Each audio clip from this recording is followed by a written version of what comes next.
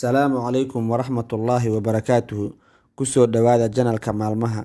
Maanta waxaan idin soo gudbinayaa qiso ka hadlaysa dulmiga in uusan fiicnayn, sidoo kale cuquubadiisa in ay tahay mid soo degdegta. Nin hantiile ah ayaa waxa uu lahaa beer, waxayna u soo saaraysay khudaar nooc walba leh. Beertiisa waxaa dhinac kaga dheganayd beer kale oo uu lahaa nin wanaagsan oo faqiir ah. Beertaas maahee wax kalena aanan lahayn. 3 caruur ah oo aad u yar ayaana u joogay. Sidaa darteed waxa uu kari waayay in uu abuuro beerta, maadaama uu xanuunsanaa, hanti uu ku qarash gareeyana uusan haysan. Ninkii hantiilaha ahaa marar badan ayuu isku dayay inuu ka iibsado ninka faqiirka ah beertiisa, laakiin ninkii faqiirka ahaa waa uu diiday. Waxa uuna u sheegay beerta 3diisa caruura in ay leeyihiin, asagana uu ka yahay waardiye, xaqna uusan u lahayn in uu ku xadgudbo. Hantiilihii waxa uu go'aansaday in uu beertan helo asagoo adeegsanaya awood.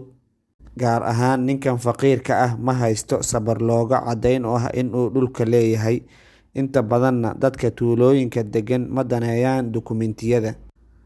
Hantiilihii waxa uu keensaday 2 nin, nin walbaana waxa uu siiyey lacag fara badan si markhaati been ah ay ugu furaan maxkamadda horteeda in asaga uu leeyahay dhulkan.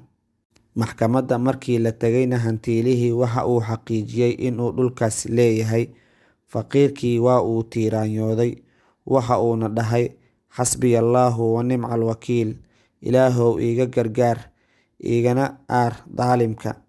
Hantiilihii marar badan waxa uu isku dayay in uu beero faqiirka dhulkiisa, laakiin waa ay beermi weysay. Inkastoo khubarada ay u sheegeen dhulkan inuu yahay dhul beerashada ku fiican, haddana qarash badan ayaa uga baxay. Cuquubadan oo keliya loogama harin, haddana beertiisii u soo saari jirtay dalagga noocyadiisa kala duwan markii ay bislaatay oo la rabay in la goosto ayaa Alle Subxaanahu wa Tacaala waxa uu ku salliday cayayaan oo ay ka dhigeen dukum daakum. Sidoo kale asaga iyo caruurtiisana waxaa ku dhacay dhacdooyin xanuun badan oo ay ku sigteen in ay noloshooda ku waayaan. Markii dambe waxa uu qaatay talada naagtiisa oo ahayd inuu Alle u toobad keeno, dhulkana uu iska celiyo.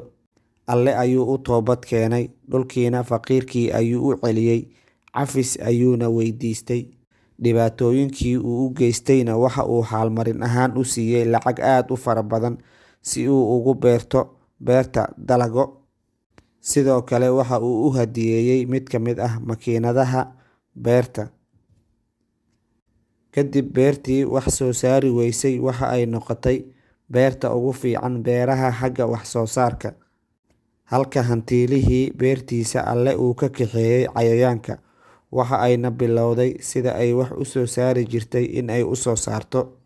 Hantiilihii Alle Subxaanahu wa Tacaala ayuu u mahadceliyey, waxa uuna ogaaday dhibaatooyinka soo gaaray in ay sabab u tahay dulmiga uu ku sameeyay ninka faqiirka ah, kaasoo markii dambe ku faa'iiday, cilmi iyo caqlina uga siyaaday.